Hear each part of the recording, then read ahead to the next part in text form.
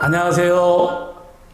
정부가 내년에 연구 용역을 추진키로 한 중개인 없는 부동산 거래 시스템에 대한 부동산 중개업계의 반발이 커지고 있습니다. 업계는 100만 명에 달하는 업계 종사자의 생존권을 위협하는 중대 문제로 보고 대응을 이어갈 계획입니다. 정부는 내년에 연구 용역을 통해서 부동산 거래를 원스톱 비대면 거래로 바꾸는 한편 가상현실을 통해서 실제 각 세대를 방문하지 않고도 매물을 볼 수 있는 시스템 도입을 검토하기로 했습니다. 4차 산업혁명 기술을 통해서 비대면 산업으로 육성하겠다는 취지입니다.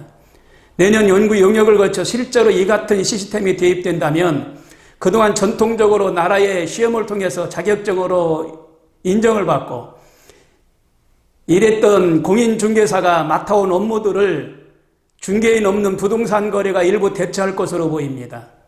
실제로 정부가 180억 원을 들여서 부동산 거래 전자계약 시스템을 만들어 놓고 있습니다.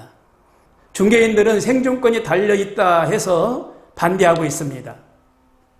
예수님께서는 포도나무의 비를 통해서 제자들에게 풍성한 열매를 맺는 삶을 살아라고 말씀하셨습니다. 풍성한 열매를 맺으려면 가지치기를 잘해야 됩니다. 가수원 주인은 봄에 꽃이 피기 전에 나무가지를 적당히 잘라주고 병들고 썩은 가지는 끊어줍니다. 그리스도인들도 생활 속에서 신앙의 가지치기를 잘해야 영적인 풍성한 열매를 맺을 수가 있습니다. 먼저 인본주의의 가지를 쳐내야 됩니다. 우리는 조금만 어려워지면 자신의 생각과 방법대로 살아가려고 합니다. 자신의 생각과 맞지 않으면 받아들이지 않습니다. 인본주의 자아가 남아있기 때문입니다.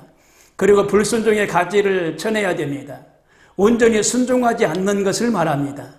가지가 나무에 붙어 있어야 됩니다. 나무에 가지가 붙어 있지 않으면 안 됩니다. 포도나무의 가지는 나무에 붙어 있어야 수액을 공급받아 열매를 맺을 수가 있습니다.